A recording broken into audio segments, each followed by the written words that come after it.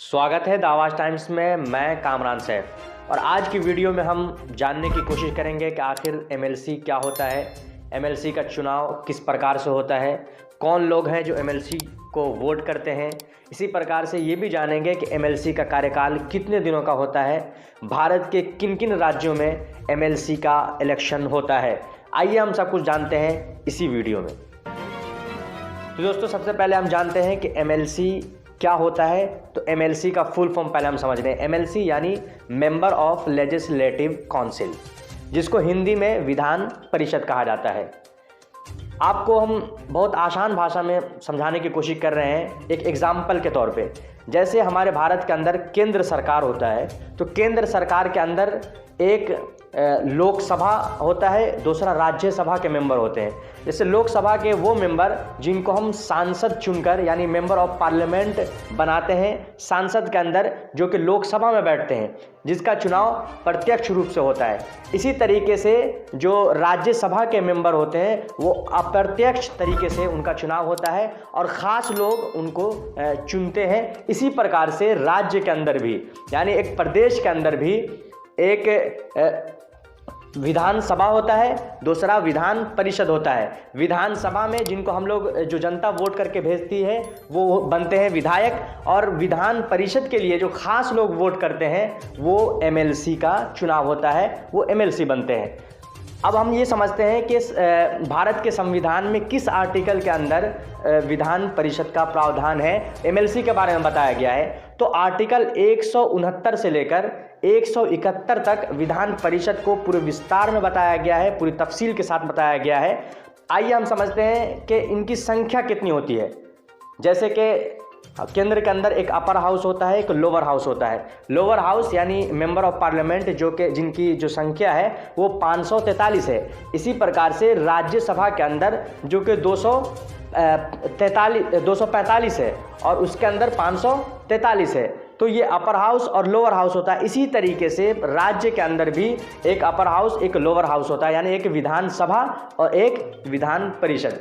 तो इसकी जो संख्या होती है, जैसे कि विधानसभा की संख्या अगर हम बिहार को मान लें तो बिहार के अंदर टोटल 243 सीट है, और जो विधान परिषद की जो सीट है यानी एमएलसी जो है वो 75 यानी 75 है। इसी तरीके से उत्तर प्रदेश के अंदर जो कि विधानसभा की सीट है वो 403 है और विधान परिषद की जो सीट है वो 100 है।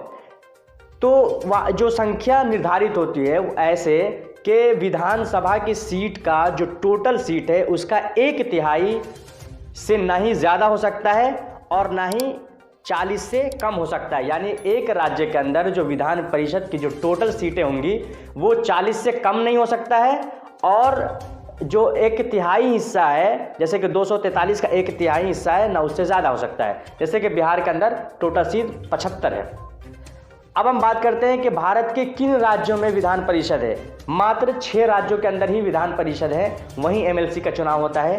बिहार, उत्तर प्रदेश, मध्य प्रदेश, तेलंगाना, कर्नाटका और महाराष्ट्र के अंदर। बाकी राज्यों के अंदर नहीं है। कई राज्यों के अंदर कोशिश की जा रही है लाने का। अब हम ये बात करेंगे कि आखिर एक विधान परिषद के अंदर जो लोग मेंबर बन के जाते हैं, जो लोग एमएलसी चुने जाते हैं, उनका कार्यकाल कितने दिनों का होता है।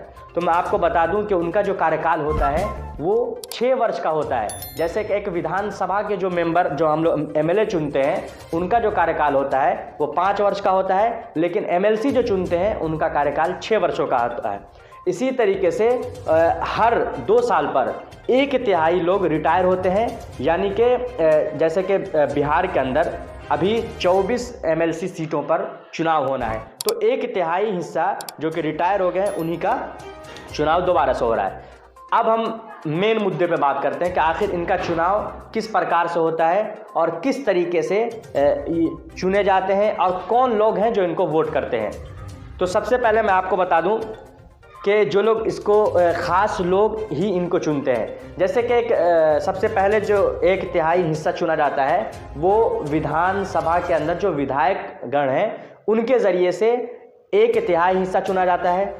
उसके बाद 1/12 है वो चुनते हैं जो टीचर लोग होते हैं, जो हाई स्कूल के टीचर होते हैं। तीसरे जो विधान परिषद का जो एक हिस्सा है, जो एक आंकड़ा है, उसका 1/3 हिस्सा मुखिया, वार्ड सदस्य और नगर पालिका, नगर निगम का अध्यक्ष और कई पदाधिकारी द्वारा चुना जाता है। जैसे कि अभी जो बिहार के कई ज़िला के अंदर चुनाव होना है, जैसे कि दरभंगा, सीतामढ़ी, शिवहर, मुजफ्फरपुर, इस तरीके के 24 सीटों पर चुनाव होना है। तो इनमें जो चुनाव होगा तो उनमें मुखिया द्वारा, वार्ड सदस्य द्वारा, समिति द्वारा, प्रमुख द्वारा और भी कई पदाधिकारी द्वारा चुना जाएगा। इसी तरीके से 1/12 हिस्सा जो कि ग्रेजुएट लोग चुनते हैं, वो लोग जो जिनको ग्रेजुएशन किए हुए 3 वर्ष हो चुका है, वो लोग चुनते हैं। इसी तरीके से 1/12 हिस्सा होता है और इसके अलावा जो हिस्से बचते हैं उन हिस्सों को राज्यपाल द्वारा चुना जाता है। यानी कि 1/12 टीचर लोग चुनते हैं, जो हाई स्कूल के टीचर होते हैं। 1/3 जो आंकड़ा है उसका 1/3 हिस्सा जो कि विधानसभा के जो लोग विधायक होते हैं वो चुनते हैं और 1/3 हिस्सा जो कि मुखिया, सरपंच, पंच जो समिति है वो और मेंबर वगैरह चुनते हैं।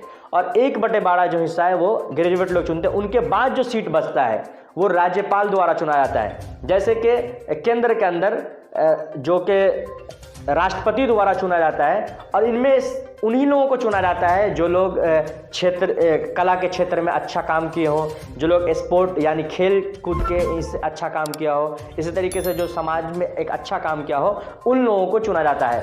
तो टोटल जैसे कि बिहार के अंदर टोटल 75 सीट है, 63 सीट जो कि टीचर द्वारा, ग्रेजुएट द्वारा और वार्ड सदस्य और पंचायत समिति द्वारा चुना जाता है और बाकी जो हिस्सा बचता है उनको राज्यपाल चुनते हैं। अब हम बात करते हैं कि इनके लिए कितनी योग्यताएं होनी चाहिए। तो सबसे पहले मैं आपको हकीकत बात अगर मैं आपको बताऊं तो इसके लिए सबसे पहली योग्यता यह है कि आपको करोड़पति होना ज़रूरी है, जो कि इसके अंदर नहीं है, मैं अपने अलग से बता रहा हूं, चूँकि करोड़ों रुपया इसके अंदर खर्च होता है। और उनके लिए योग्यता के लिए वही चीज़ें जैसे कि आपको भारत का नागरिक होना ज़रूरी है। इसी प्रकार से जिस आप एरिया से इलेक्शन फाइट करना चाहते हैं वहाँ के वोटर लिस्ट में आपका नाम होना ज़रूरी है। इसी तरीके से मानसिक संतुलन आपका सही होना ज़रूरी है। तो यही चीज़ें हैं जो कि योग्यता में ज़रूरत पड़ती है।